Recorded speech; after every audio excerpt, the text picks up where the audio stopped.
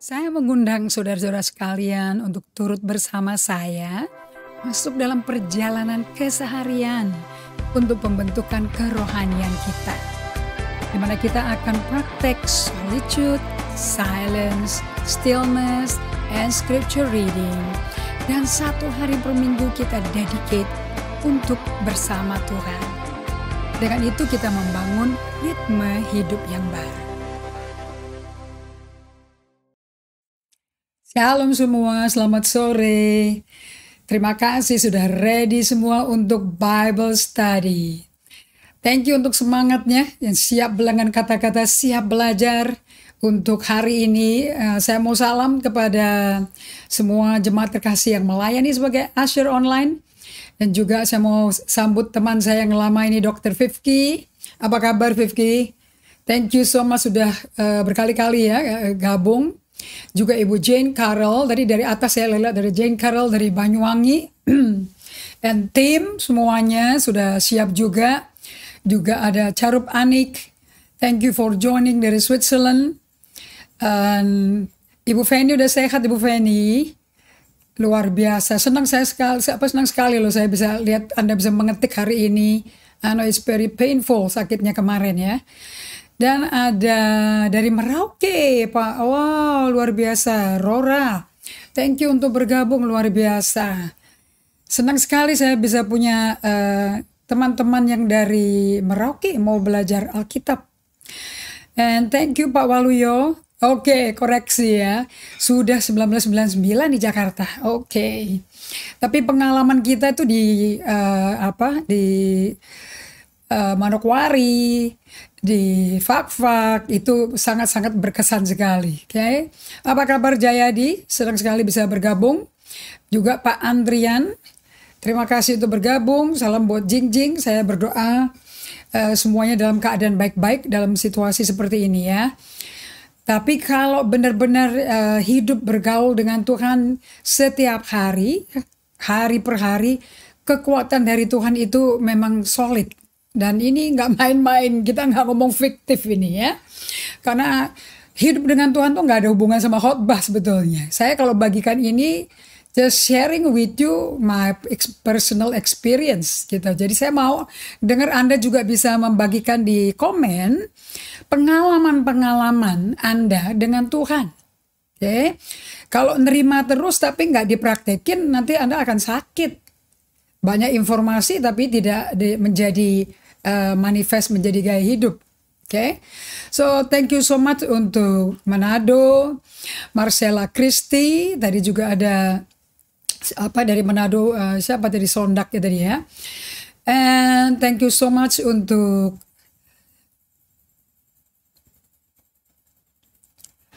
Puji Lestari. And thank you dari Jayapura juga ya, Joan. Thank you so much for being faithful. And thank you Bu Maya. Di musim ini semua orang bisa belajar Alkitab kok, nggak ada masalah ya. Tapi jadi pencatat kolektor Alkitab nggak berguna sama sekali sampai kalian menjadi pelaku firman. Allah itu hidup kok, bisa diajak ngomong ya. Halo Uti. Thank you Oma Hedi dan juga Cindy dari Cisauk yang selalu sangat-sangat ekspresif. Oke. Halo Inge dan Patmini, Ibu Feni. Kalian semuanya sedang belajar mempraktekkan hidup dengan mengutarakan hati yang ada Roh Kudus. Karena Roh Kudus itu pribadi di Roma 5 ayat 5 mencurahkan kasih Allah di hati kita. Kasih Allah di hati kita itu dari Roh Kudus. Jadi jangan fokus ke karunia-Nya ya, tapi pribadinya. Dan ini pribadi yang sangat sukanya tuh benar-benar dia dalam hot pursuit ya, membara cintanya, kepingin dekat sama kita, kepingin bergaul sama kita. Jadi orang kalau di Uber sama roh kasih, Roh Kudus namanya juga roh kasih karunia ya, itu betul-betul akan memiliki emosinya Roh Kudus. Dia bisa sukacita, dia bisa menghibur, dia bisa membawa damai, dia bisa berduka, dia bisa murka, dia bisa marah. Nanti hari ini kita akan bagikan. Ya, so your emotion will be like Jesus. Nah, apa yang bikin Tuhan senang, Anda lakukan. Apa yang bikin Tuhan sedih, kalau Anda lakukan, ya Anda juga bisa sedih. Karena di dalam kita ada Roh Kudus. Nah, emosi kita mesti dikenal. Kalau kita nggak pernah nyentuh emosi kita nggak bisa nyentuh Allah. Akan ada relationship ya. So thank you Maria Merlin juga melayani sore hari ini. Dan ini ada dari namanya Bethesda. Shalom juga. Dari mana Bethesda? Oke. And Ibu Nur Tambunan, thank you so much. Ibu Nur sama Ibu Ratna Yulanawati ini banyak catatan ya yang mengenai apa yang dipelajari. Saya berdoa apa yang dicatat itu menjadi kehidupan. Thank you Bu Jane. Dan juga hari ini saya berdoa apa yang dibagikan, pengertian, pewahyuan dari Alkitab bisa dibagikan menjadi understanding yang bisa mencerminkan diri kita. So pada waktu Anda baca Alkitab atau dengar khotbah, saya mau Anda itu sebetulnya bercermin ya, bercermin dirimu. Jangan pakai otaknya dulu, tapi biar cermin hatimu dulu. Okay? Karena Allah itu hubungannya hati ke hati, bukan otak ke otak. Okay? So saya mau ucapkan terima kasih untuk semua yang sudah bergabung. Hana Christian, thank you untuk joining. And saya mau undang kita berdoa untuk bisa mulai pelajaran hari ini. Oke? Okay?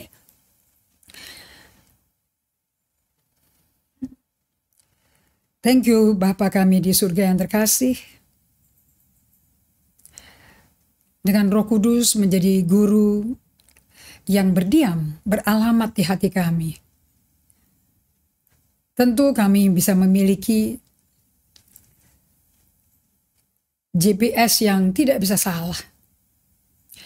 Dan ajarkan kami untuk betul-betul mengerti koneksi GPS dari Roh Kudus yang ada di dalam kedalaman batin kita. Itu apa? Bicaranya lewat apa?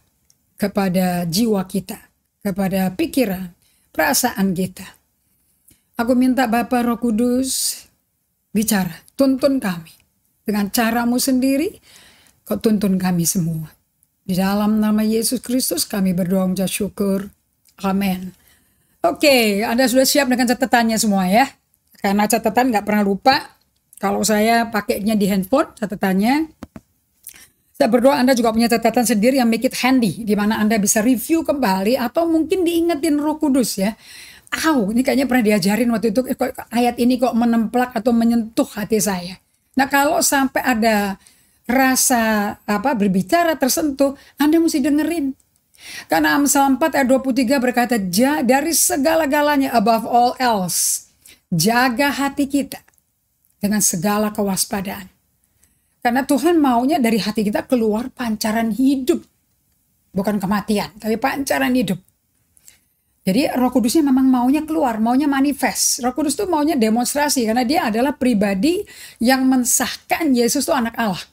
Makanya Yesus ngomong, kamu kalau nggak percaya aku anak Allah, nggak apa-apa. Ya percayalah minimal pekerjaan yang kulakukan. Karena pekerjaan yang kulakukan itu, aku lakukan karena Bapa yang bekerja di dalam aku, lewat aku, dan aku mentaati. Jadi kita tuh sama Yesus sama. Bapa yang melakukan, yang memerintahkan, kita yang sepakati, dan Roh Kudus yang manifestasikan dengan tanda-tanda ajaib. Oke, so hari ini saya mau review dari Basil Pennington yang mengatakan Anda mau tahu kalau dirimu itu nggak pakai diri yang sejati, tapi pakai diri yang dibikin-bikin. Atau diri yang mau bikin orang tuh kagum sama Anda. And Basil Pennington berkata seperti ini, that my false self is made up of what I have, what I do, and what people think of me. Saya barusan ketemu sama salah satu orang tua murid sekolah kami, and dia sharing mengenai perkembangan putrinya. And kenapa kok dia minta nomor telepon ke gurunya kok malu, kok sungkan, kenapa? Dan kalau maminya posting apa, dia berkata katanya, nanti apa katanya tante ini, nanti mereka mikirnya apa.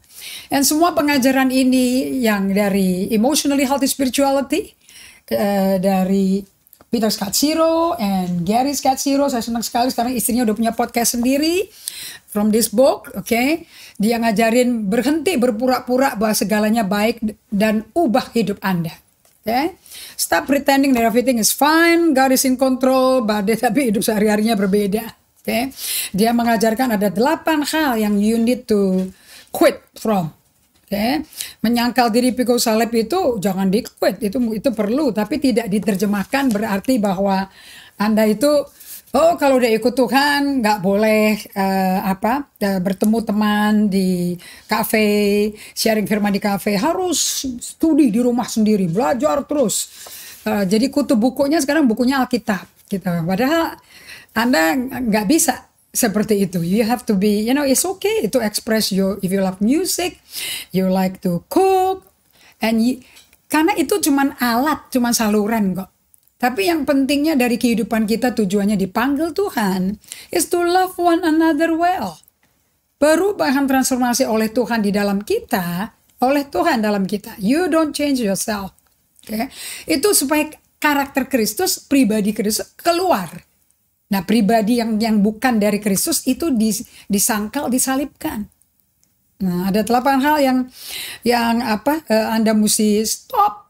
Diladenin ya, berhenti mencemaskan apa yang orang lain pikirkan, berhenti bohong, berhenti berjuang mati-mati untuk hal-hal yang salah, berhenti menyangkali kemarahan, kesedihan, ketakutan, takut nanti orang bilang kurang rohani, kok nggak ada iman, ketakutan, berhenti nyalain orang, berhenti nyalain situasi, berhenti menjalani overfunction, berpikir yang keliru, ngidupin apa kata orang. Nah, itu bagian false self kita. Nah, biasanya itu untuk nutupin kalau kita nggak sehebat orang lain. Kita buktiin kita lakukan apa gitu lah. Nah, Bishop Pennington berkata bahwa kalau Anda mau tahu bedanya Anda tuh kalau mengalami metanoia. Metanoia itu bukan perubahan pikiran, itu sangat dangkal terjemahannya. Actually metanoia is perubahan pikiran dan roh kita. Nah, dari orang yang bohong, dari orang yang suka pura-pura, yang nampang, di identitasmu ada di barangmu, di gelar-gelar wisudamu, di foto-foto dengan orang-orang terkenal di dunia. That's your identity, that's not you. Karena orang-orang yang Anda berfoto ria itu sebetulnya nggak gitu kenal Anda. Okay, so if you really want to know somebody, you need to spend time with the person. Baru Anda kenal orangnya. Okay.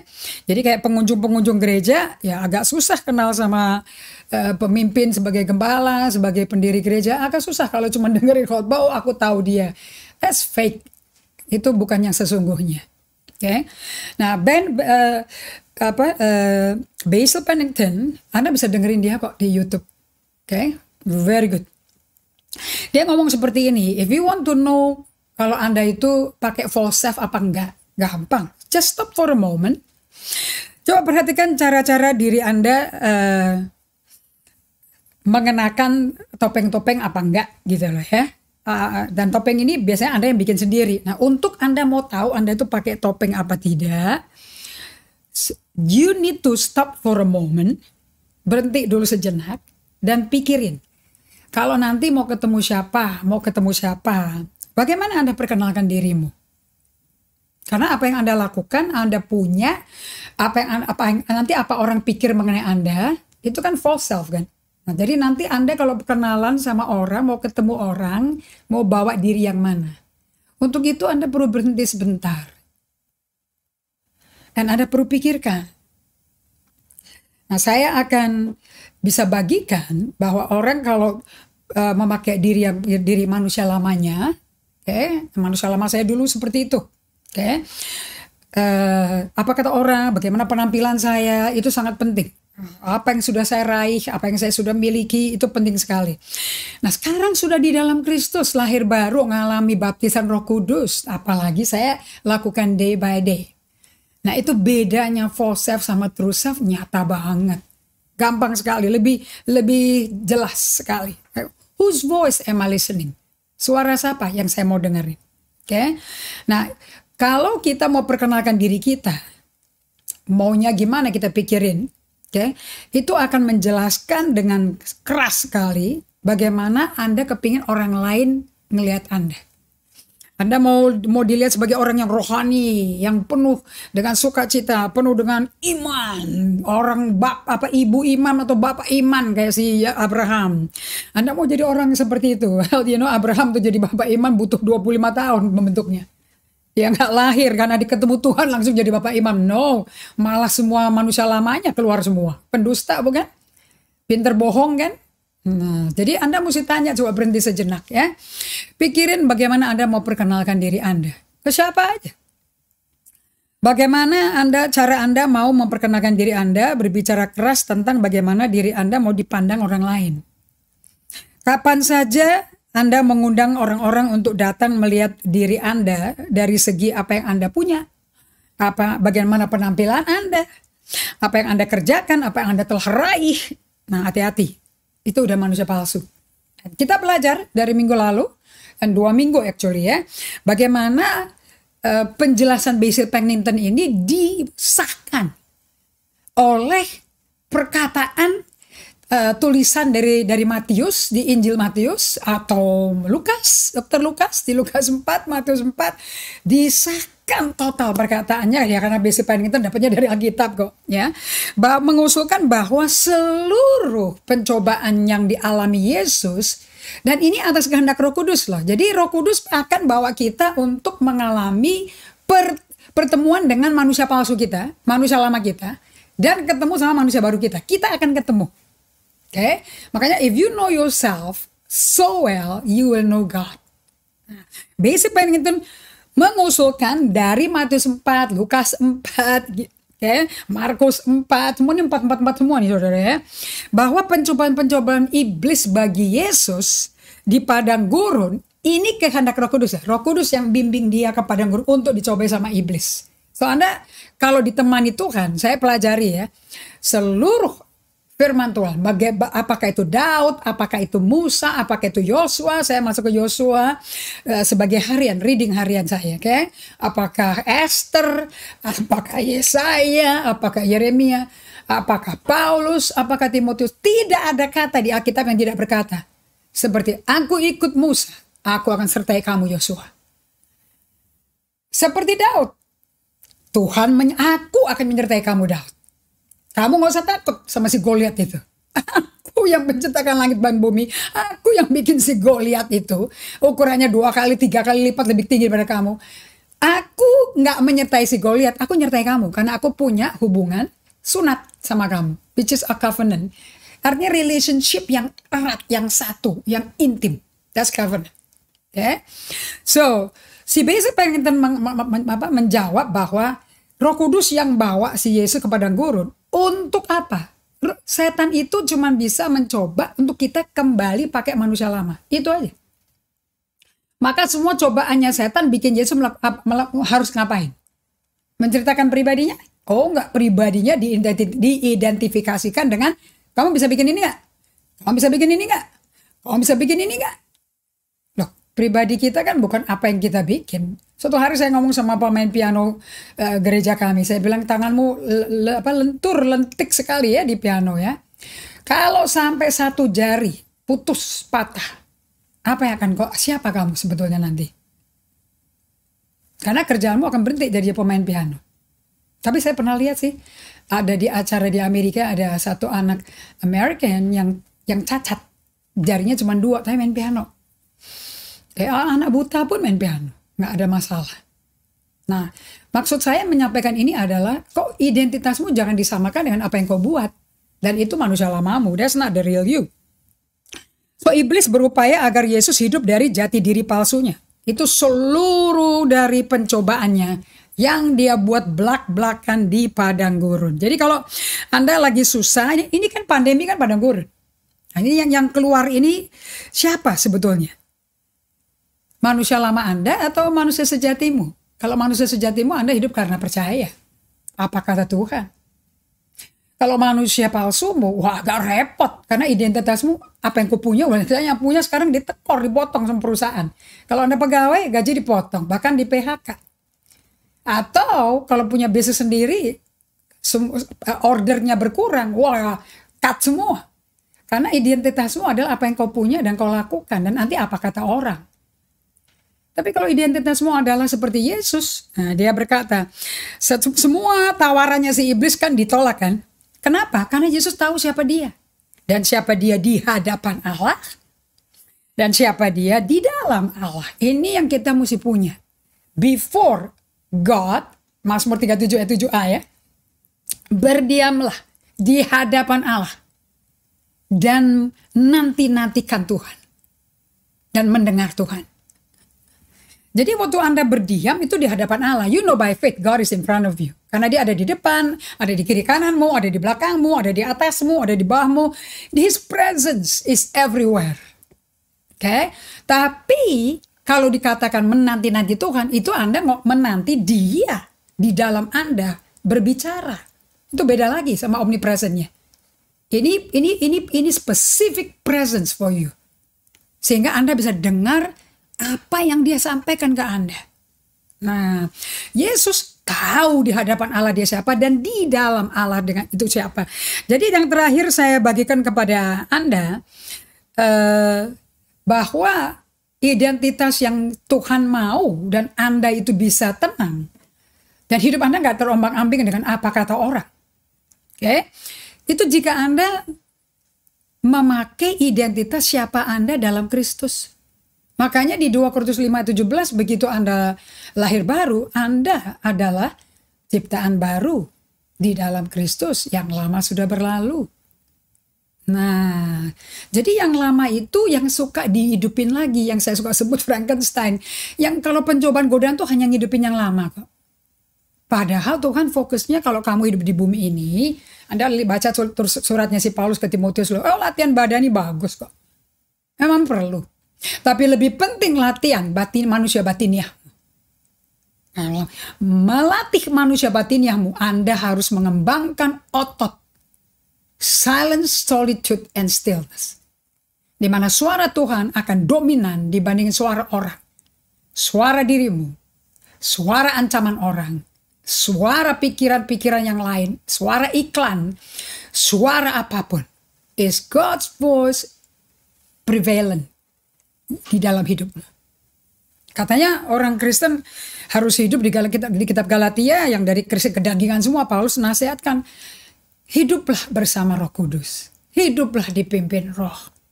Maka segala keinginan dagingmu akan mati. Dan hiduplah dipimpin Roh Kudus. Maka kamu akan berbuah roh. Buahnya cuma satu, teman-teman. Buah rohnya cuma satu, kasih. Efeknya kasih, Allah kan kasih. Jadi buah roh adalah being with God. Because it's love. Dan efeknya ada Allah, ya karakter Allah keluar semua. Peramah, murah hati, lemah lembut, sukacita, damai sejahtera, baik, gentleness, meekness, all those 9 fruit. Karena itu karakter Allah. So you have God, you have His character. Makanya Pirus Kasiro selalu ngomong, the purpose, the goal daripada mengenal dirimu, daripada mengunjungi dan mengenal bongkah gunung es di bawah permukaanmu, supaya Anda bisa menghidupi dua hukum itu. Love God, love people as you love yourself. Kasihilah Tuhan, kasihilah sesamamu seperti kau mengasihi dirimu. Si Yesus meringkas 66 buku Alkitab, isinya cuma 2 itu, bottom line. Oke, nanti kalau udah menjadi Kristen dewasa rohani kita akan sampai ke sana. Kalau sekarang masih belum. Nah, nanti patokannya itu adalah orang Samaria. That itu udah max-nya itu. Kristen yang spiritually dewasa, emotionally healthy. Jangan kayak orang Farisi, orang Lewi itu, itu immature seperti itu. Oke. Nah, Thomas Merton berkata seperti ini di slide 22 ya. Jantungnya, ujung-ujungnya sih dia bilang itu. Setelah dia lihat ya, ternyata si setan ini cuman kerjain kita supaya kita pakai manusia lama kita dan kemudian lupakan manusia baru. Alias pertobatanmu sia-sia, nanti bilang Yesus percuma lu mati di kayu salib. Nggak ada hasilnya. No. Actually nggak susah kok pakai manusia baru. You just need to be as often as possible. Sesering mungkin Anda berada bersama Tuhan. Karena Tuhan itu namanya aku Allah yang berada bersertamu. Jadi kalau dia mau beserta kita, ya kita mesti mau beserta dia dong. Right? Nah, Thomas Merton, ini buku-buku dia, pengalaman pribadi dia, Ignatius Loyola, John the Cross, Basil Pennington. You got to read this book. Ya, Peter Scazzero, Gary Scazzero, saya banyak buku di sini hari ini. Robert Mulholland, Ruth Haley Barton. Anda mesti punya bukunya.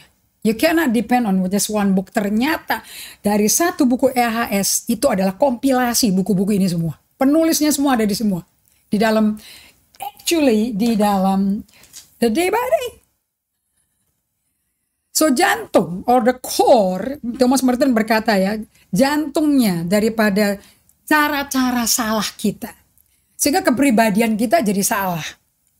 Itu selalu kita tuh nolak untuk mentaati dan berserah kepada kehendak Allah. Bukankah di padang gurun itu pencobaannya Yesus oleh iblis? Dan iblis dikasih panggung loh. Silakan cobain. Silakan. Aduh, di situ saya nonton mimbar hidupnya Yesus benar-benar loh. Yesus totally surrender to God. Nah, saya mau kasih tahu sama Anda semuanya ya.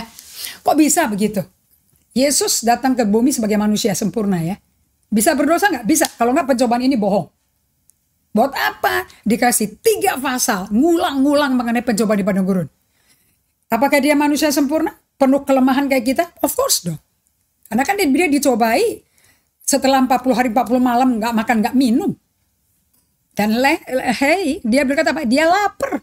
Lagi lapar setan hantam. Kalau kau anak kalau ubah nih batu jadi roti. And dia jawabnya pakai apa? Dia jawab siapa dia? Loh, aku ini hidup tidak dari roti. Aku hidup dari setiap perkataan yang keluar dari mulut Allah Bapa.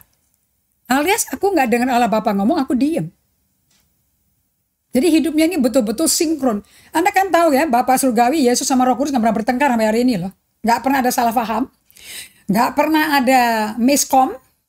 Ini bahasa baru orang-orang sekarang ini kalau bahasa Inggris, saya ada miskom. Saya bilang, apa sih miskom? You just being true gitu aja, nggak usah pakai miss-missan gitu loh. Miss World ada. Nah, sebetulnya pada waktu Yesus itu, kok bisa jitu di padang gurun? Oh, saya ngerti sekali. Karena saya praktekkan day by day. 30 tahun pertama hidup dia di bumi. Anda tahu kan, dia di kampung paling kecil. Saya udah ke Nazaret berapa 5 kali. Itu kampung kecil sekali. Ke kapel kecil juga sana. Right? Nothing much. Udah dingin lagi kalau sana ke sana musim hujan, November or March. Okay? Nothing much to see. You know? Jalan kaki, dingin-dingin, nanjak-nanjak ke bukit gitu ya. Aduh. Tetapi di kampung itu, something big happening. Ada seorang bayi yang adalah Allah yang diinkarnasi. Gede di situ loh. Di kampung itu. Anda cuma tahu dia waktu lahir, itu juga cuma yang tahu juga cuma gembala domba. Sama si malaikat, yang lain nggak ada yang sensasi. Bayangin ini Allah loh. Kemudian umur 8 hari dibawa ke bait Allah, Simeon nabi itu dan Hana, nabi-nabi senior, bernubuat, mataku udah lihat keselamatan dari Tuhan. Aku siap pergi. Tugasku udah selesai. Kelar. Langsung kan Injil ngomong mengenai si Yohanes Pembaptis tuh. Nggak ada ngomong mengenai Yesus. Dan ya paling yang ada cuma Maria mengandung, kemudian datang ke rumahnya Elizabeth, maminya si Yohanes Pembaptis. So ini sepupuan. Habis Yesus itu kan sebelum Yesus lahir. Nah sekarang saya mundur nih ya. Tapi kemudian setelah Yesus lahir 8 hari, dari 8 hari baru muncul 12 tahun. 12 tahun itu pun hari Paskah perayaan penting ke Yerusalem semua. Pulang, mamanya pulang aja. Nggak tahu anaknya nggak pulang loh. Yesus dicari 3 hari 3 malam ketemu. Dan Yesus dengan stern berkata, Ibu, tidakkah kau tahu bahwa pekerjaanku menyelesaikan pekerjaan Bapakku? Itu kalau orang yakin karena kenal tuh ya begitu. Kemudian di Lukas 2 ayat 40 dan 52, anak itu bertumbuh besar badannya, fisiknya, hikmatnya. Kemudian di ayat 52, ditambah disukai Allah, disukai orang banyak. Jadi dia punya influence itu dibikin. Karena karakter Allahnya lebih besar daripada karakter manusiawinya. Nah, untuk membuktikan dia betul-betul satu dengan Allah apa enggak, ya dibawa ke padang gurun. Berapa persen manusiawinya yang dia wariskan dari Maria? Kan pakai telurnya Maria. Spermanya kan Roh Kudus. Ternyata jadi dari umur 12 baru muncul 18 tahun kemudian namanya. Itu pun di Sungai Yordan. Sensasi besar karena langit kebuka. Roh Kudus bentuknya burung merpati fisik dan suara Allah keluar dari surga. Setan, malaikat Tuhan semuanya dengar. Binatang merayap, kucing lah, gajah lah, harimau, ikan paus semuanya dengar. Ini anakku kepada yang aku berkenan. John Bevere ngomong, kok nggak pernah belah laut merah berkenan? Kok nggak pernah khotbah gue berkenan? Kok nggak melakukan mujizat berkenan? Kenapa kok aku mesti kerja keras khotbah kiri kanan supaya jadi terkenal? Ini nggak ngapa-ngapain jadi terkenal.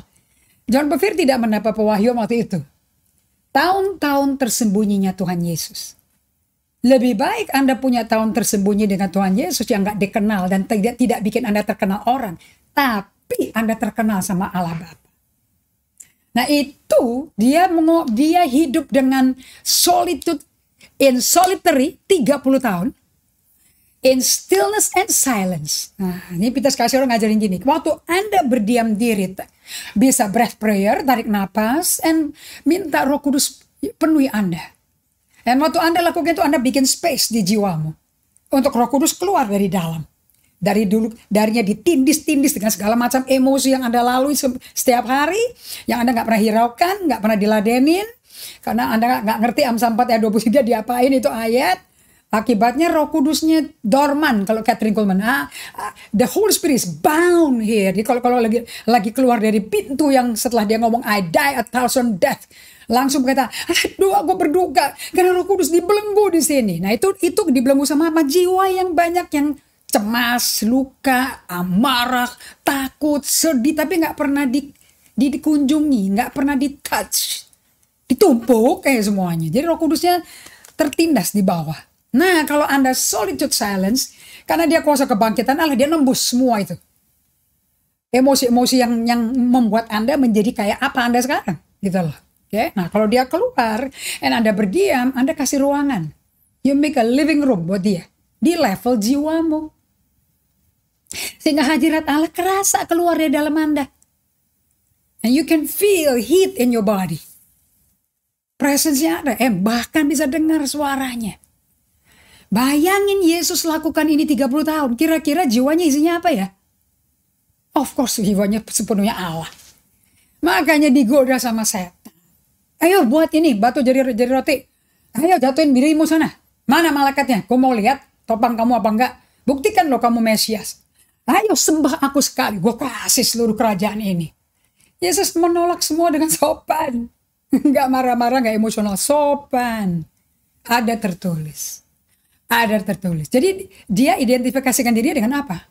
I'm the word, aku firman. Tapi kan setan kan memang penipu, jadi kok jadi budak kan.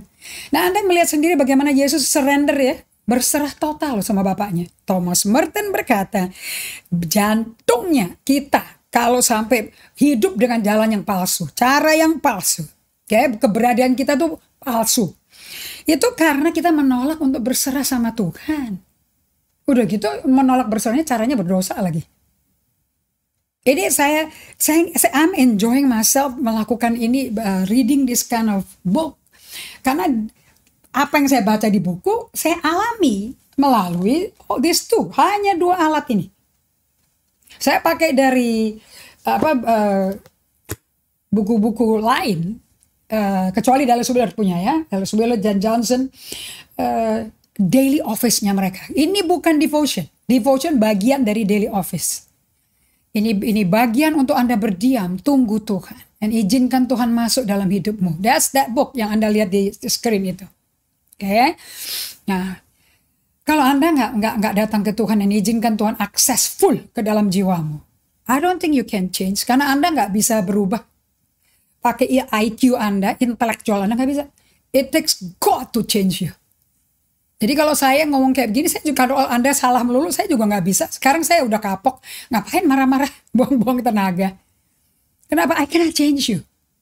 But you know one thing, saya bisa influence you. Saya bisa pengaruhi kamu. Makanya Yesus berjalan 3,5 tahun sama 12 laki-laki Yahudi yang keras, degil hatinya. Spesifikasinya jelas, baca aja di Markus 16. Orang-orang yang degil hatinya, bebal. Setelah ngomong begitu, pergilah, jadikan semua bangsa muridku. What a faith. What a faith. Apa sih yang terjadi 3,5 tahun itu? What's going on? Apa yang terjadi waktu mereka melihat gurunya yang hebat? Tergantung tak berdaya mati, hancur wujudnya aja gak kayak manusia, Yesaya 53 katakan. Bentuknya, the form is not like, kita gak kenal. Padahal tulah kita yang dia tanggung. So, what happened to them? Kenapa si Petrus yang nyangkal 3 kali tiba-tiba menjadi gembala yang manis sekali, yang sabar, yang lembut sekali. Suratnya 1 Petrus 1 dan 2, 1 Petrus dan 2 Petrus, aduh isinya about love. Nothing else. It's about love. Jadi transformasi oleh Tuhan akan menghasilkan a new you yang totally surrender to God and loving God. Efeknya loving people. Oke, so jadi perhatikan baik-baik. Anda jangan sampai nolak menemukan jati diri Anda sendiri. Pokoknya di Alkitab Anda yang di Perjanjian Baru, itu suratnya Paulus 3/4 ya, jadi Perjanjian Baru ya. Surat Rasul Petrus, Yohanes, Yakobus, Yudas, Filemon, Titus, oke. Itu semua Anda catat yang mana ditulis dalam dia, dalam Kristus, dalamnya, itu that's who you are. Nah, jadi jangan ditolak itu dipakai, itu Anda bisa kenal. Kalau Anda tolak itu, Anda akan jadi orang yang rentan sekali. Dan Anda pasti pakai jati diri yang bukan Anda. Oke, ini akan membuat kita sulit menghindari diri kita, sibuk menciptakan jati diri baru terus. Jati diri yang bagus. Karena mau nyenengin orang, mau orang komennya mengenai aku ya. Oke. Jadi jati diri unik kita itu yang sesuai panggilan Allah, Tritunggal, hanya ada di dalam Kristus. Ini jati diri kita yang kekal. Ini sifatnya eternal. Nanti kalau ketemu Tuhan pakai yang ini. Okay. Inilah jati diri yang sesuai dengan maksud dan tujuan Tuhan, according to the purpose and the plan of God. Okay. Dan inilah satu-satunya jati diri yang mengizinkan saya jadi utuh, to be whole and to be holy. Ingat kan ya? The spiritual journey menghasilkan 3 targetnya. Becoming the great lover of God, right? Becoming whole and holy. Yang terakhir, becoming your true self. Nah, itu produk daripada a spiritual journey. Jadi kalau Anda day by day aja, Anda lakukan sehari-hari aja. Jangan 1 hari, 5 hari punya dikelarin gitu. Gue udah kelar. Nggak bisa. Karena setiap kali Anda 2 menit diam atau 10 menit diam, terus Anda, nah kalau baca ayatnya dari day by day, you should read seperti permintaan ini di depannya, ini di introduction-nya ada ya guideline how to use this book sebetulnya ya. Dan kalau ini nggak cocok sama Anda nggak apa-apa, nggak ada yang mutlak sama sekali. Dikatakan oleh Peter Scazzero, when you read the scripture, jangan baca pakai kognitifmu. Let the scripture read you. Biarkan firman ini membaca Anda. God has to lead you when to stop a verse, when to go on. Be attentive in your heart what God is doing inside you as the word is being read to you. Jadi waktu Anda baca Alkitab sendiri, Anda tuh sebetulnya lagi pinjemin suaramu untuk Tuhan ngomong ke Anda. Karena ini firman, Alkitab adalah firman. Ini bukan ilmu pengetahuan. So Anda nggak bisa opini gua ini, pendapat saya nggak ada opini, orang lagi ngomong ke Anda kok dikasih opini. Seperti saya bicara sama Anda berkata, saya punya opini mengenai kamu. Loh, saya mengungkapkan isi hatiku, kok diopini? Nggak bisa dong. And that's why you have a lot of misunderstanding. So this book is very good, shaped by the word, not very thick. And Robert Mulholland berkata dengan jelas, bagaimana cara pakai buku ini? Even dia pray, let's pray together supaya kamu dan saya kita bisa bekerja sama. As you read the book that is written, kamu bisa ngalami Tuhan in you, and through you the good of this book bisa keluar melalui Anda. Even the writer begitu detail dia ngomongnya. So Dia minta supaya let's do a covenant prayer dulu. Ya, bagus sekali di ibu caranya dia. Seperti saya lagi ngobrol sama penulisnya sendiri waktu baca buku ini. How to get oriented, how to read this book. And dia ngomong, when you read the book, don't use your cognitive. Let the book read you. Karena ini Tuhan lagi ngomong. Hanya pinjam aja suara Anda. Okay, that's how waktu Anda lagi melakukan daily office ada firmannya, and ada renungannya. Let renungan itu bacain Anda. After that, ada pertanyaannya. Nah, Anda punya buku devotion, journal sendiri. Ada question to consider. So what temptation or trial do you find yourself in today that God might be using it as a furnace to help develop your interior life? Ini pertanyaannya, okay? Godaan-godaan apa? Ini saya buka langsung ke Matius 4 lagi. Godaan-godaan apa atau pencobaan-pencobaan apa yang kau temukan terjadi hari ini dalam hidupmu yang mungkin Allah mau pakai sebagai dapur api pemurnian untuk mendevelop your interior life, kehidupan interiormu. So solitude and silence adalah the furnace of transformation. Tanpa solitude, kita tetap korban dari society and continue to be entangled in the illusion of the false self. Nah, saya nggak rencana buka yang ini loh. Ya, so solitude itu artinya menyendiri ke tempat sunyi ya. Yang betul-betul penting itu adalah sunyinya itu ada di hatimu, bukan di lokasi aja. Anda bisa di lokasi sendirian, tapi pikirannya kacau gitu loh. Nah, tujuannya Anda lakukan ini, you building two muscle. Satu muscle silence, and satu muscle stillness. Ini dua mesti dibangun. When you do this, it's like push up. Enak gak Ibu Indri? Susah. Susah. Tapi kalau mau berubah mana ada yang gampang ya? Betul gak? Anda mau berubah berat badannya, ya ada disiplin yang mesti Anda lakukan. Anda mesti makan tepat pada waktu, jangan kelewatan waktu, Anda mesti olahraga, semua itu nggak enak, mengganggu keasikan Anda. So saya tadi ngomong, the only constant in life is change. Satu-satunya faktor yang konstan sampai Yesus datang itu namanya perubahan, transformasi. Perubahan itu sakit. Jadi saya dari biasa suka makan es kelapa segala macam, pakai sirup marjan, Aduh, koko pandan my favorite one. Sekarang nggak bisa. Kenapa? Karena saya tidak mau ada reaksi di kulit saya, di sendi-sendi saya, bisa reaksi rematiknya. So I have to curb myself. Nggak enak. But karena nggak minum, jadi enak akhir harinya. Kenapa? Nggak kerasa sakit apa-apa. Bisa saya korbankan si minum. Tapi efeknya sebelum tidur dan bangun pagi sakitnya nggak keruan. So why complain if you don't want to change, right? Jadi sekarang saya mau tanya sama Anda. Udah dijawab belum sih? Yang perlu disalipin yang mananya Anda sih? Tentu dong manusia lama kita ya. Yang bikin kita yang nggak sebetulnya sebagai anak Allah. Kan kita anak Allah. Dari keluarganya Yesus, right? Jadi yang penting perlu disalibkan ialah jalan-jalan hidup kita yang terpisah dari kehendak Allah Tritunggal, dan ini jalan 100% menolak berserah kepada kehendak Allah. Nggak mau. Makanya untuk pakai suka niru-niru doanya Yesus di Getsemani, tapi bukan kehendakku tapi kehendakmu, tapi akhirnya ya kehendak kita sendiri jadi juga, right? Makanya Yesus kan ngomong, roh mau loh, daging lemah. Itu dalam tuh pemaknaannya. Yesus tuh suka ngomong-ngomong gitu, teman kita nggak didetailin. Nah, kalau Anda duduk di kaki Tuhan, sesering mungkin. Bukan pagi saja, bukan malam saja. Sesering mungkin.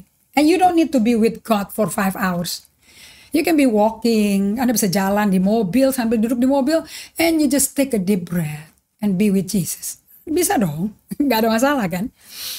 Jadi jika Anda mau hidup sangkal diri dan pikul salib, nggak cukup hanya berkata, aku komit ya, aku komit akan berhenti dosa, gue akan komit nggak ngerokok lagi, aku komit gue nggak akan browsing sosmed, aku akan pakai untuk belajar Alkitab, aku komit.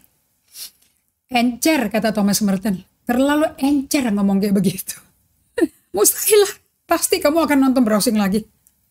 Kenapa? Karena Ignatius de Loyola berkata seperti ini pendiri Jesuit ya, tapi pengajaran dia fantastik, Anda mesti beli bukunya. Ignatius of Loyola mengatakan begini, dosa tuh ujung-ujung apa sih? Kita tuh nggak percaya Allah punya tujuan, maksud, kehendak. Itu buat kebahagiaan kita, our happiness, our joy, dan untuk our fulfillment. Hidup kita tuh penuh dengan kepenuhan Allah, whatever is. Nah, Anda pernah baca kan di Yakobus 1 ayat 16-18? Pernah dengar gak nih? Atas kehendaknya sendiri, ia telah menjadikan kita oleh firman kebenaran, supaya kita pada tingkat yang tertentu menjadi anak sulung di antara semua ciptaannya. Anda ngerti nggak menjadi anak sulung dari semua ciptaannya dia? We are just like Jesus, the best of the best creation. Manusia the best yang tidak pernah ada cacat dan nggak pernah gagal, namanya manusia Yesus. Kalau Paulus bilangnya the man Christ. Keren sekali bahasa Inggrisnya. Nah, untuk Anda bisa menjadi anak sulung, jadi Yesus kan anak sulung. Nah, kita mau dibikin setara sama Yesus. Nah, baca ayat 16-nya. Saudara-saudara yang kukasihi, jadi kalau para rasul tulis surat pakai saudara-saudara itu 100% ke gereja. Itu nggak ada satu orang belum percaya di situ. Only the saints di situ. Jangan sesat. Setiap pemberian yang baik dan anugerah yang sempurna. Waduh, ini kan berarti total fulfillment and joy ya. Yang sempurna aja dari Tuhan, yang baik dan sempurna datangnya dari atas. Kalau atas betul, Roh Kudus di dalam perut kita. Kalau Allah Bapa dan Yesus di atas, karena mereka duduk di tahta. Turun dari Bapa segala terang, dan padanya nggak ada perubahan atau bayangan. Dan atas kehendaknya sendiri dia menjadikan kita oleh firman-Nya.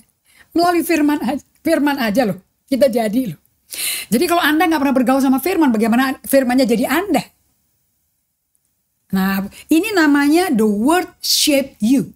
Ini firman yang membentuk Anda. Because the word of truth membentuk Anda pada tingkat tertentu that you become the firstborn son.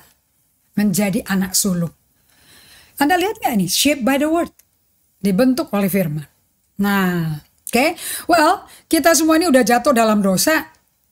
Jadi karena kita kondisinya tuh lahir dalam dosa, yang muncul yang mana ya? Oke. Saya mau ngomong seperti ini pada Anda semuanya. Kalau jalan-jalan hidup kita dan kehidupan kita yang penuh dosa itu, keberadaan, our being itu penuh dosa. Yang perlu disalipin yang mana ya? Karena kita semua nih udah jatuh dalam dosa dan hilang kemuliaan Allah. Yang perlu disalipin yang mana? Nah, setelah lahir baru ada bagian yang tidak ada dosa. Setelah lahir baru. Kalau kita tahu yang disalipinnya manusia salah kita, manusia lama kita, kedagingan kita. Jadi yang diaktualisasikan yang mana? Begitu orang lihat kita tuh, tahu ini anak Allah ini. Diri yang dari kita, yang perlu diaktualisasikan adalah diri yang menjadi Kristus di dalam kita. Kristus ada dalam kita kan, Anda tahu kan? Kalau Anda nggak punya Roh Kristus, Anda nggak dikenal Allah loh. Itu adalah diri kita di dalam Kristus. Sebetulnya dua-duanya artinya sama sih. Oke. Nah, David Banner berkata seperti ini, saya senang sekali dia ngomong kayak begini. Anda bisa beli buku-bukunya ya, very beautiful. Dan ini mengkonfirmasi semua yang saya alami dengan si caranya Roh Kudus mentransformasi si Peter Scazzero. Nama David Banner juga saya dapat dari Peter Scazzero di bukunya. The self that I am to become is Christ in me. Makanya dikatakan Christ in me, the hope of glory. Kristus dalam kita adalah pengharapan kemuliaan kita. Apa sih artinya pengharapan kemuliaan kita? Jadi manusia serupa Yesus, itu adalah the glory of man. Okay. It is myself in Christ. The unique self found only in Christ. Kalau Anda nggak dalam Kristus, ya nggak ketemu pribadi unik ini. And in the fullness of His life, in and through me. Ada rumusan loh ini, kalau Anda day by day sama Tuhan, and Christ is hadirat Allah itu semakin banyak. Karena Anda diciptakan space banyak sekali di dalam untuk dia. Ini nanti suatu hari saya mau daftarin ya, efek dari day by day ini apa ya. Oke. Nah, in the fullness of His life. Jadi kita tuh jiwanya dipenuhi oleh Kristus. Di mana? Dalam kita. Dan melalui kita dunia ngalami. Bukankah ini yang kita akan rindu orang bisa melihat Kristus melalui kita? And that's the prayer dari day by day semua. Saya kalau baca doa-doa yang ditulis di prayer ini, saya kagum. Saya bilang, one day I can be naturally ngomong seperti di doa ini. This is so beautiful.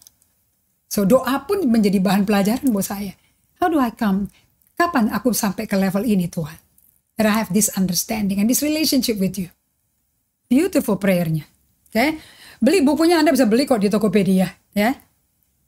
Nah, Efesus 1 ayat 11 saya pernah kutip waktu itu. Saya kagum sama bahasa Indonesia Alkitabnya. Kok pakai tanda kutip ditulis di situ? Nah, aku katakan ya, tanda kutip, di dalam Kristus. Karena di dalam Dialah kami mendapat bagian yang dijanjikan. Jadi bukan di dalam sinode Anda, di dalam pertemuan gedung ibadah Anda, maka Anda akan ketemu identitasmu. Enggak ketemu. You have to be in Christ and Christ in you. Ya nggak ada tempat lain begitu kecuali waktu Anda diam di kaki dia. Seperti Maria, seperti Daud. Satu hal yang kupinta, diam di dalam rumahmu. Baitmu. Ya baitmu kan Allah sendiri, hadirat Allah. Paulus juga ngomong yang sama. Satu hal yang kulakukan, kutinggalkan yang lama. Aku rindu untuk bersekutu dalam penderitaannya, mati bersama dia dan hidup dalam kuasa kebangkitannya. That I may be one with him. Wow. Itu the glory of God in a man. Okay? Jadi dikatakan di suratnya Paulus ke jemaat yang paling sukses dari pelayanan dia itu di Efesus ya. Aku katakan loh ya, di dalam Kristus karena di dalam Dia kamu mendapat bagian yang dijanjikan. Kami yang dari semula ditentukan untuk menerima bagian itu sesuai dengan maksud Allah, yang di dalam segala sesuatu bekerja menurut keputusan kehendak-Nya. Everything is depending on His will. Wah, berarti kalau kita mau pakai jati diri, totally you need to surrender to His will. That's the kehendak-Mu udah benar-benar sangkal diri pikul salib itu manusia lamanya itu. Oke. Jadi inilah goal dari perjalanan transformasional Kristen kita, becoming the great lover of God, menjadi kekasih besarnya Tuhan, kekasih terbesarnya Tuhan, menjadi utuh dan kudus, dan menjadi dirimu, your true self in Christ. Jadi penuhi dirimu dengan Kristus. Nah ini baru radical, authentic, spiritual transformation. Nah, the problem dengan orang-orang yang pakai manusia lama itu emosinya nggak sehat.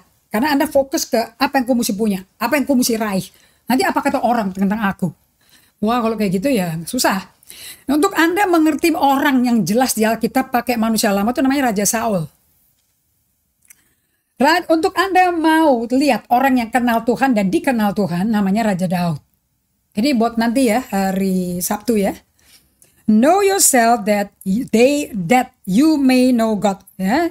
Know yourself that you may know God. Jadi kalau Anda mau kenal Tuhan, mesti kenal dirimu. Nah kalau Anda mau tahu Daud itu kenal dirinya dia apa enggak, tahu. Ya, itu mestinya that you may know God. Ya. Daud itu kalau Anda mau tahu manusia lamanya kayak apa, buka aja Mazmur.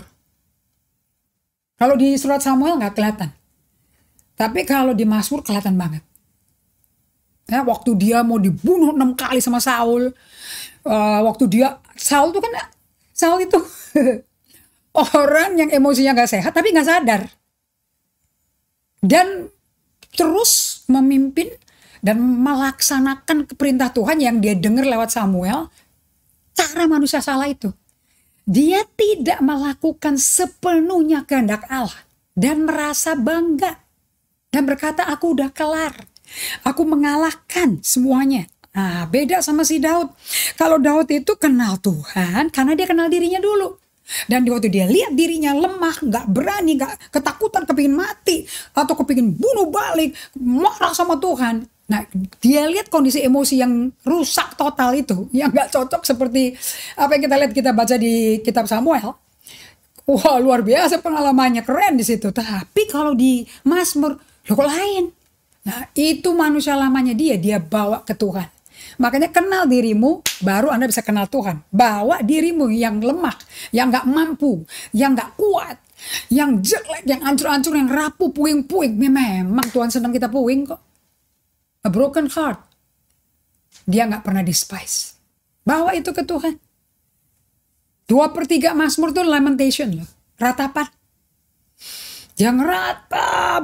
Dia nangis. Buat apa aku mati? Kan aku gak senyembah engkau. Tapi gimana aku diuber terus? Sama siapa? Sama orang yang dekat lagi. Oh, what is it? Sih? Apakah itu bersuara kayak raja jago perang? Raja yang dekat sama Tuhan. Kan kalau baca Samuel itu kan, weh, setiap perang melawan Filistin menang terus ya. Hebat dong kalau bacanya cuma stop di situ. Coba baca Mazmur. Ada sisi lain yang rapuh, yang rentan. Bisa nggak ya sisi Anda yang itu bisa dilihat Tuhan? Boleh nggak? Atau mau dipupur dengan, aku telah berbuat ini, kayak si Hizkia tuh. Aku udah melakukan ini, aku udah melakukan ini, aku gak mau mati. Ya, ngelahirin anak yang ngancurin Israel. Namanya Manasye. So, di penghujung acara ini saya mau tutup dengan ini ya. Saul itu Kristen permukaan. Tip of the iceberg Christian. Dia orang Kristen loh.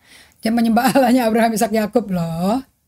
Cuman dia mentaati separuh, dia bikin monumen. Dia bilang gue udah mentaati semua. Cuman Raja Agag kayak ada ya sedikit embe-embe ada di situ. Kata Samuel tuh apa embe-embe? Dia tuh rakyat kok yang minta. Identitasnya dia tuh apa kata rakyat. So di permukaan Saul tampak seperti melayani Tuhan. Doa gak doa? Kasih persembahan korban tebusan dosa gak? Tuh kasih korban. Terima pesan profetik gak? Terima. Pergi ke ibadah gak? Ke bait Allah? Pergi. Melakukan kehendak Allah gak? Beberapa. Nah kalau Daud bagaimana? Itu buat Sabtu ya.